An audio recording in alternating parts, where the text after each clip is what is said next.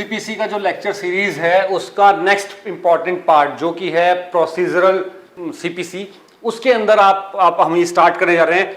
First schedule के अंदर सारे प्रोसीजर लिखे हैं according to order wise, order 1 2 3 ऐसे करते 51 ऑर्डर तक सारा प्रोसीजर लिखा हुआ है कि एक सिविल सूट, एक सिविल केस किस तरीके से प्रोसीडिंग उसकी चलनी चाहिए। तो अब आप आ जाओ इसमें, हम according to AIB exam, all India bar examination के अकॉर्डिंग हम इस सारे ऑर्डर को पढ़ते हैं, जो कि ज्यादातर क्या होता है, जो क्वेश्चन आते हैं वो ऑर्डर के डायरेक्ट उससे आते हैं, रूल से आते हैं। वहां हम सेक्शन बोलते थे, यहां रूल बोलेंगे।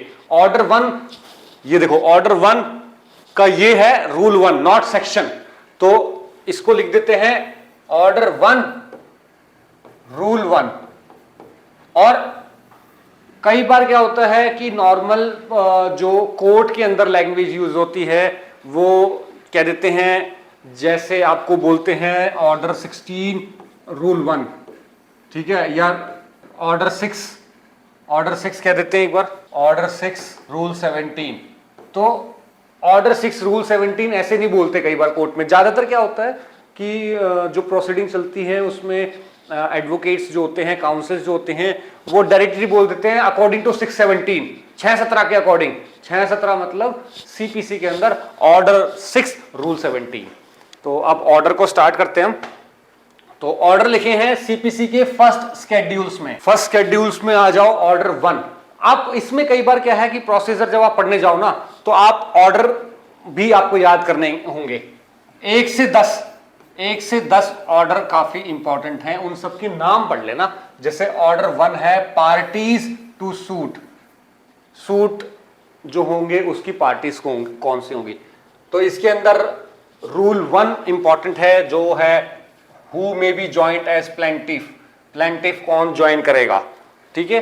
तो अब प्लेंटिफ, और उसके बाद आ जाता है सेक्शन रूल 3 क्या कहता है, who may be joined as defendant.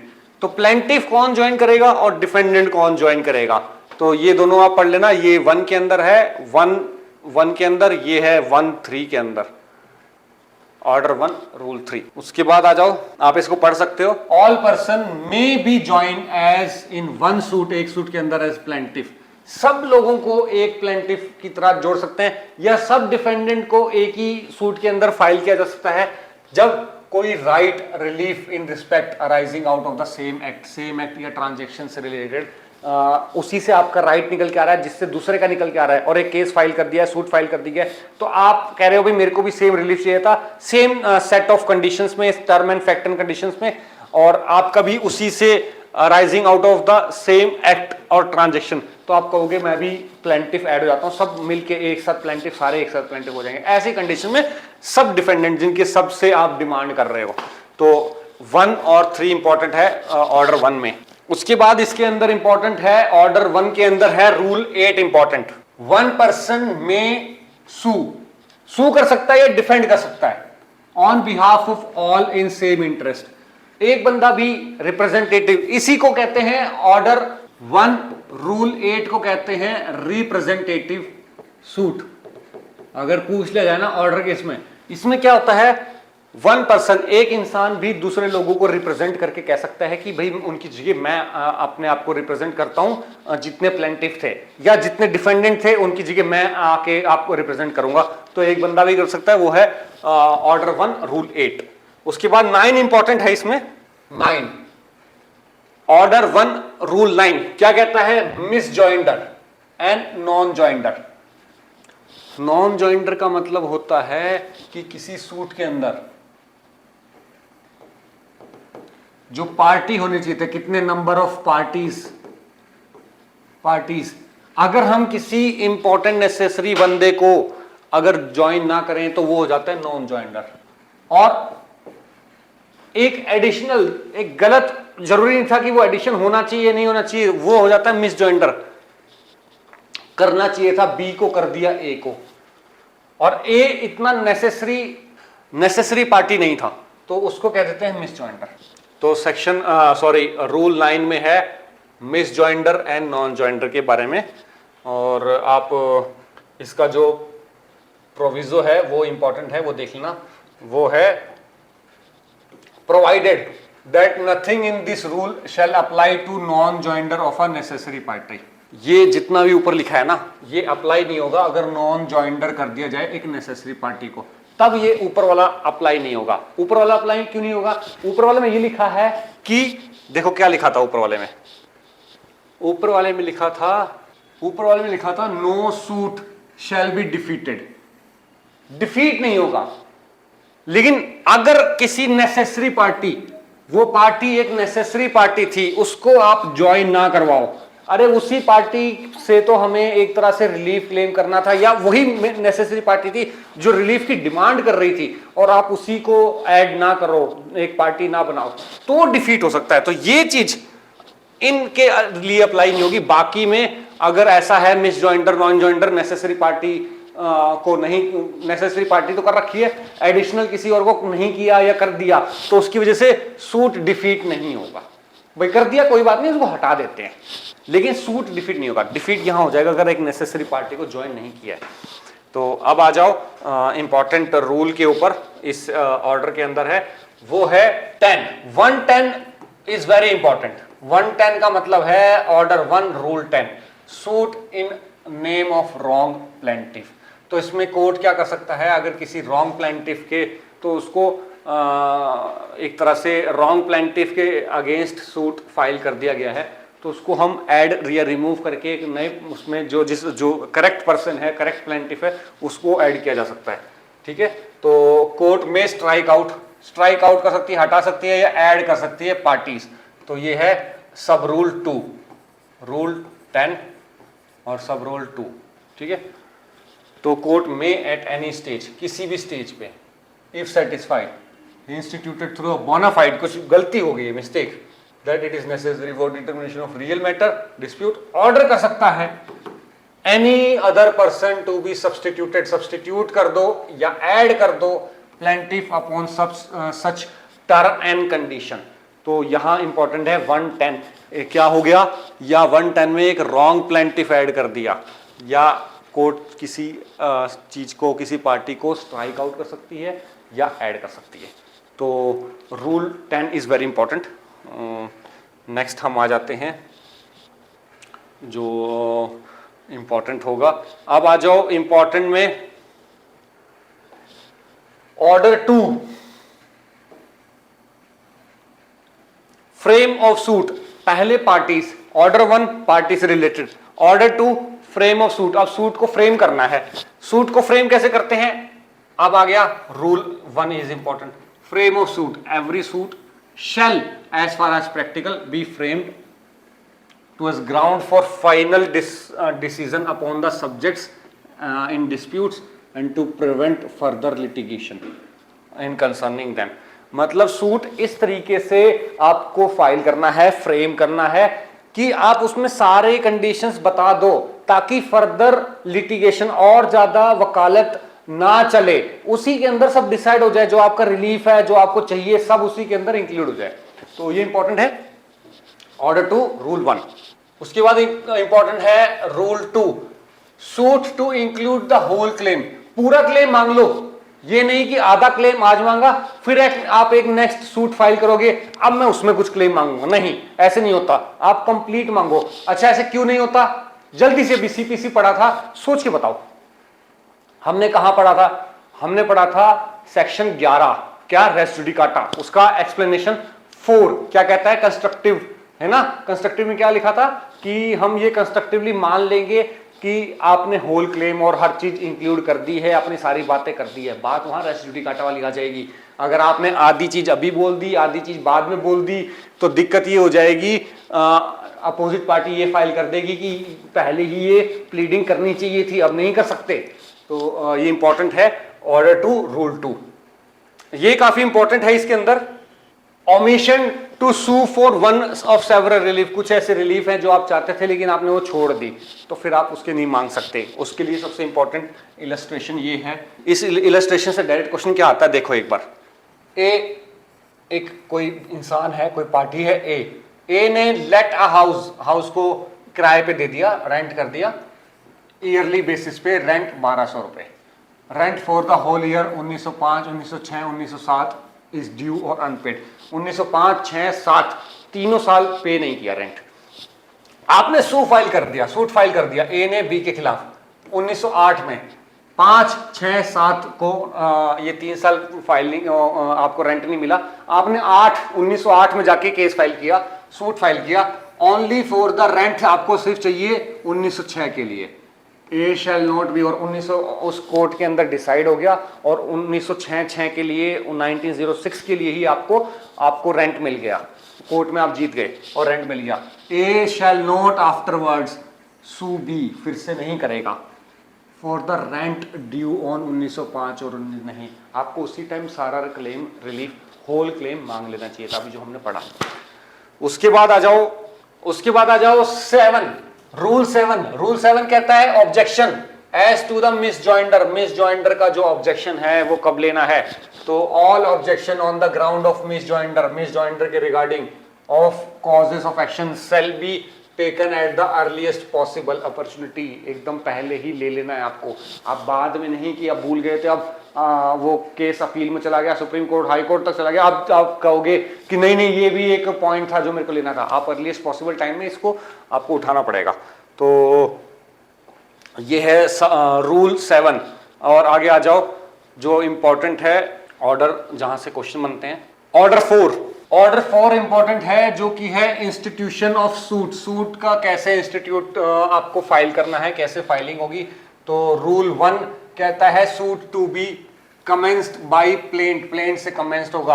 आपने सेम चीज पढ़ी थी सीपीसी के उसमें सब्सटेंशियल लॉ में, इंस्टीट्यूशन ऑफ सूट कैसे फाइल होना, प्लेंट करना है और साथ में एफिडेविट फाइल करनी है। अब यहाँ पे प्रोसेस क्या है, suit to be commenced by plaint से every suit shall be instituted or represented by a plaint, ठीक है, और such officer as the appointed इनके behalf पे every plaint shall compile with the rules, इतना सारे comply करने हैं और ये सब requirement हैं। उसके बाद उसकी रजिस्टर हो जाएगा वो, तो ये प्रोसेस है। इसमें रूल 1 इंपॉर्टेंट है, suit to be commenced by plaint, तो ये है ऑर्डर 4 रूल 1। अब आ जाओ order 5 issue and service of सम्मन, इशू ऑफ सम्मन। तो अब सम्मन से रिलेटेड है, आपने पार्टीज ढूंढ ली, आपने सूट को फ्रेम कर दिया, आपने क्या कर दिया, आपने इंस्टीट्यूट कर दिया, अब सब कुछ हो गया, आप सम्मन भेजेंगे। तो आप सम्मन भेजेंगे तो आ जाता है रूल 1 सम्मन से related, when a suit duly instituted a summon may be issued to the defendant को सम्मन भेजा जाए, किस लिए, टू अपीयर और आंसर द क्लेम। क्या क्या क्लेम मांग रहे हैं, तो आप उसको बताओ ये क्या क्लेम मांग रहे हैं, किसमें बताओ, अपना रिटर्न स्टेटमेंट फाइल करके बताओ कि क्या आपका है, विद इन 30 डेज, 30 दिन के अंदर, from the date of service, जिस दिन सर्विस होगी थी सम्मन की, तो 30 दिन के अंदर आपको बताना है। किस तरीके से बताओगे, आप रिटर्न स्टेटमेंट फाइल करके बताओगे। रिटर्न स्टेटमेंट में आप सारी अपनी वो बातें लिखोगे कि भाई अब मेरे तरफ की बात भी आप सुन लो, तो ये इंपॉर्टेंट चीज है। ऑर्डर 5 और रूल 1 कितने दिन के अंदर रिटर्न स्टेटमेंट जाएगी, 30 डेज। अब इंपॉर्टेंट आ गया, इंपॉर्टेंट है rule 9 delivery of summons by court का सम्मन जो होगा उसकी डिलीवरी कैसे होगी। तो इसमें आप पढ़ो, इसमें क्या है, अगर defendant resides with in the jurisdiction, जहां पे कोर्ट है उसी की जुरिडिक्शन में रहता है ना, तो has an agent residing within that jurisdiction who is empowered to accept the service, the summon shall unless the court otherwise direct be deliver, वहां पे डिलीवर कर दो। और अगर वो इंसान जिसको डिफेंडेंट है, जिसके अगेंस्ट सम्मन जाने वाला है, वो उस जुरिडिक्शन में नहीं रहता, कोर्ट की जुरिडिक्शन में नहीं रहता, वो दूसरे डिस्ट्रिक्ट में रहता है और कहीं रहता है, तो ये कोर्ट दूसरी कोर्ट को भेज देगी या वहां के जो एग्जीक्यूटिव्स होते हैं वहां भेज देगी और कहेगी कि आप डायरेक्ट कर दो। तो ये देखो सब रूल 2 कहता है proper officer may be officer of the court other than which the suit is instituted where he is such an officer the summons may be send to him in such a manner as the court may direct. ठीक है, summons जो किया जा सकता है may by delivery और transmitting a copy thereof through by a registered post के थ्रू भेज सकते हैं। रूल 9A इंपॉर्टेंट है, summons given to the plaintiff for the service. तो सम्मन प्लेंटिफ को भी दिया जा सकता है। प्लेंटिफ को जिसने सूट फाइल किया था तो उसको भी दे सकते हैं कि आप सम्मन कर दो, by hand, by through, directly भी सम्मन किया जा सकता है प्लेंटिफ के। किसके अंदर लिखा है? 9A, rule 9A। अब यहां पे इंपॉर्टेंट है 15 कहता है वेयर सर्विस में be on the adult member of the defendants family. Defendant family के एडल्ट मेंबर को आपको सर्विस करनी है। ये नहीं कि आप किसी को भी दे के आ जाओगे तो सम्मन माना जाएगा। ये है रूल 15 के अंदर क्या कहता है? Where any suit the defendant is absent from his residence, मतलब वो अपने घर पे नहीं था जब सर्विस हो रही थी सम्मन की, कोई देने आया था कोर्ट की तरफ से कि सर ये आपके खिलाफ सम्मन आया है, तो क्या होगा? There is no likelihood been found at the resident within a reasonable time. He has no agent, कोई एजेंट भी नहीं था जो उसका सम्मन ले सके। तो may be the service may be वो की जा सकती है made on any adult member of the family, किसी फैमिली के एडल्ट मेंबर को दे सकता है। अब यहाँ पे इंपॉर्टेंट बात है वेदर मेल और female who is residing with him, जो भी रिसाइड कर रहा है तो एडल्ट मेंबर होना चाहिए फैमिली का। किसी बच्चे को पकड़ा दो और पता चला सर्विस हो गई, ऐसा नहीं होता, एडल्ट मेंबर को। अब है रूल 24, ये इंपॉर्टेंट है। इसमें क्या है? Service on defendant in prison. अगर कोई डिफेंडेंट प्रिजन में है फिर क्या किया जाएगा? अगर कोई पहले से बंदा जो है जेल में है तो आप सर्विस कैसे कराओगे? सम्मन की सर्विस कैसे कराओगे? तो आप जेल के सुपरिटेंडेंट को भेज दो, है ना। तो यहां देखो क्या लिखा हुआ है, where the defendant is confined in the prison, prison के अंदर है, सम्मन शैल बी डिलीवर्ड और सेंड किया जा सकता है बाय कोरियर सर्विस, जो हाई कोर्ट ने बता रखी है, और other means provided by the rules of high court to the officer in charge of the prison. Prison का जो ऑफिसर इंचार्ज है, सुपरिटेंडेंट ऑफ द प्रिजन, तो आप उसको दे दो और वो उसको बता देगा कि भाई तुम्हारे खिलाफ सम्मन आया था। तो इस तरीके से किया जा सकता है। सेम चीज अगर पूछ जाते हैं कि अगर कोई मिलिट्री पर्सन है तो फिर कैसे होगा? तो मिलिट्री पर्सन में कमांडर, सीओ जो होता है, कमांडिंग ऑफिसर होता है, उसको डिलीवर कर दो तो वो उसको माना जाएगा कि सर्विस हो गई, सम्मन हो गया। ये आ गया 28 और 27 भी देख लो, service on civil public officer और a servant of railway company और लोकल अथॉरिटी। इसमें क्या हो सकता है? हेड ऑफ द ऑफिस को दे दो, ठीक है, जहां पे भी है। और अगर कोई सोल्जर हो, सेलर हो, एयरमैन हो, सोल्जर आर्मी के लिए यूज किया जाता है, सेलर नेवी के लिए, एयरमैन एयरफोर्स वालों के लिए, तो उनके कमांडिंग ऑफिसर को भेज दो। 27, 28 ये इंपॉर्टेंट है सम्मन कराने के लिए। अब आ जाओ ऑर्डर 6। ऑर्डर 6 किसके रिगार्डिंग है? प्लीडिंग्स। जनरली प्लीडिंग्स कैसे करनी है, तो ये आपका इंपॉर्टेंट ऑर्डर है। प्लीडिंग्स मतलब आपको अपनी जो फैक्ट एंड फिगर्स है केस के अंदर कैसे देने हैं, उसको कहते हैं प्लीडिंग्स। भाई अपनी सारी जितनी बातें हैं ना वो लिख दो, आपका क्लेम क्या है, आपको रिलीफ क्या चाहिए, पूरा उसको कहते हैं प्लीडिंग्स करना, ठीक है। तो प्लीडिंग्स देखो, रूल 1, प्लीडिंग शैल मीन प्लेंट और रिटन स्टेटमेंट। अगर आप प्लेंटिफ कर रहा है, अपनी सारी बातें फैक्ट एंड फिगर लिख रहा है तो वो प्लेंट हो गया।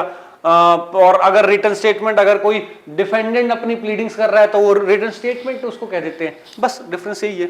सबसे इंपॉर्टेंट बात पता है यहाँ पे क्या है? रूल 2, उसमें कहते हैं कि जो यहीं से आप सीखो। कई बार क्या होता है ना, बहुत लोगों को ड्राफ्टिंग नहीं करनी आती अपने रिगार्डिंग, जब आप कोर्ट प्रैक्टिस करते हो, ड्राफ्टिंग में प्लीडिंग्स करते टाइम बहुत सारी ऐसी चीजें लिख देते हैं, लॉ की बातें लिख जाते हैं, according to this law this section और अकॉर्डिंग टू XYZ जजमेंट। लेकिन प्लीडिंग्स के लिए रूल क्या है? ऑर्डर 6 कहता है रूल 2 के according, pleading to state material facts and not evidence. Evidence की बातें मत करो आप मटेरियल फैक्ट्स लिखो, एविडेंस नहीं लिखोगे वहां पे। तो आप मटेरियल फैक्ट्स लिखना है, ये इंपॉर्टेंट चीज है। उसके बाद देखो, और इंपॉर्टेंट जो है, प्लीडिंग साइन होनी चाहिए, pleadings to be signed. Pleadings को साइन करोगे जब भी जो भी केस डिसाइड हुआ है वो साइन भी करोगे आप पूरा प्लीडिंग्स करने के बाद। हाँ भाई ये प्लीडिंग्स ठीक थी, मैं साइन करता हूँ, तो आप वो साइन करोगे। वेरिफिकेशन ऑफ प्लीडिंग्स भी होगा, वेरिफिकेशन ऑफ प्लीडिंग्स, वेरीफाई भी करोगे और कि भैया हाँ ये प्लीडिंग्स थी, तो every pleading shall be verified at the foot page के फुट पे नीचे आप कहोगे बाय द पार्टी और by one of the parties कि ये सब प्लीडिंग्स जो हैं has been prove to the satisfaction of the court, और आप उस फैक्ट एंड फिगर से, उस प्लीडिंग से आपको नॉलेज है हाँ ये प्लीडिंग्स क्या है, तो आप उसको वेरीफाई और सब चीज करोगे। ये इंपॉर्टेंट है। देखो rule 16, order 6, rule 16, order 6, rule 17, ये इंपॉर्टेंट है। 16, 17 स्ट्राइकिंग आउट प्लीडिंग्स, प्लीडिंग्स को हटाया भी जा सकता है, स्ट्राइक आउट किया जा सकता है। द कोर्ट में एट एनी स्टेज, किसी भी स्टेज पे of the proceeding order to be struck out, हटाने की कर सकते हैं। Amended any matter in any pleadings, ठीक है, which may be unnecessary, scandalous, frivolous, vexatious, which may tend to prejudice, embarrass or delay the trial, or which is otherwise abuse of the process of law। आप ऐसे कुछ unnecessary, scandalous, frivolous डाल दो, आप prejudice, embarrass करने के लिए delay of trial कर दो, ऐसे कोई भी प्लीडिंग कर सकते हो ना, तो कोर्ट स्ट्राइक आउट कर सकती है कि नहीं इस प्लीडिंग को हटाओ, ये बिना बात का टाइम खराब कर रहा है, वेक्सेशियस है, मैलिशियस है और ये अननेसेसरी है, स्कैंडलस है। वहीं पे बात आ जाती है रूल 17 की, amendment of the pleadings, pleadings को अमेंड भी किया जा सकता है। आपने प्लेंट रिटन स्टेटमेंट डाल दिया, उसके बाद आप एक एप्लीकेशन लगाओगे 6-17 की, ऑर्डर 6 रूल 17 की, जो कहती है कि मेरे को अपनी प्लीडिंग्स को अमेंड करना है, कुछ कारण की वजह से मैं कुछ प्लीडिंग्स नहीं बता पाया, मेरे को न्यू प्लीडिंग्स को ऐड करना है। तो द कोर्ट में एट एनी स्टेज, किसी भी स्टेज पे of the proceeding allow either party to alter करने के लिए, amend his pleading in such, either party, किसी भी पार्टी, यानी कि डिफेंडेंट भी और प्लेंटिफ भी, on the such term and condition as may just and amend, उस कंडीशन पे तो आप अपना बता सकते हो, कोर्ट अलाउ कर सकता है। प्रोवाइडेड, देखो provided no application for amendment shall be allowed after the trial has commenced unless the court comes to the conclusion that in spite of due diligence the party could not raise the matter before the, जब trial अगर start हो जाता है ना उसके बाद आपको allow नहीं किया जाएगा। हाँ आप बता दो, रीजनेबल कॉज बता दो, उसके बाद हो सकता है।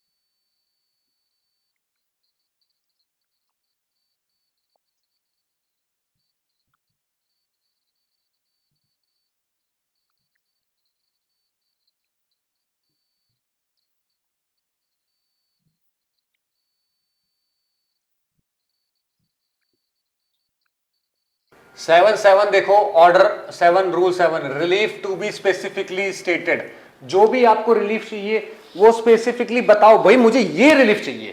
कोर्ट ऐसे ही अपने मन से रिलीफ नहीं देती है, जो आप मांगते हो वही रिलीफ मिलती है। तो उसमें क्यों? क्योंकि इसमें लिखा है स्पेसिफिकली स्टेटेड, स्पेसिफिकली बताओ भाई आपको चाहिए क्या, है ना।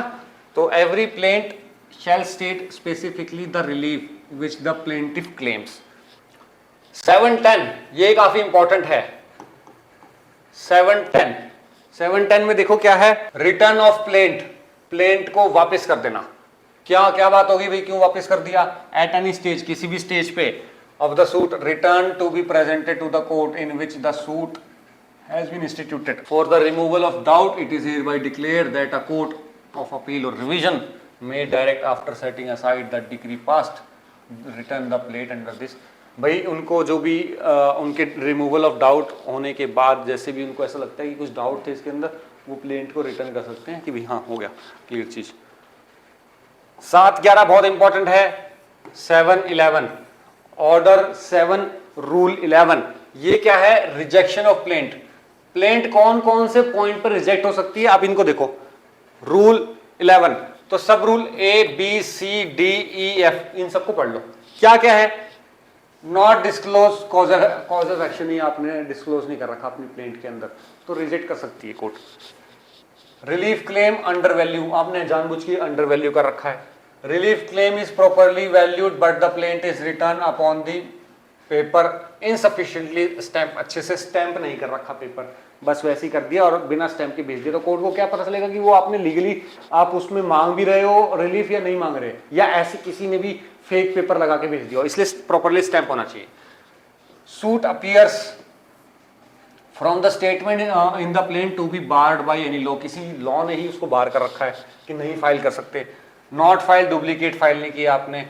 Fail to comply with the provision of rule 9, ठीक है। तो ये सब चीज़ें हैं जो आपको पता होना चाहिए कि 7/11 के अंदर प्लेंट रिजेक्ट हो सकती है।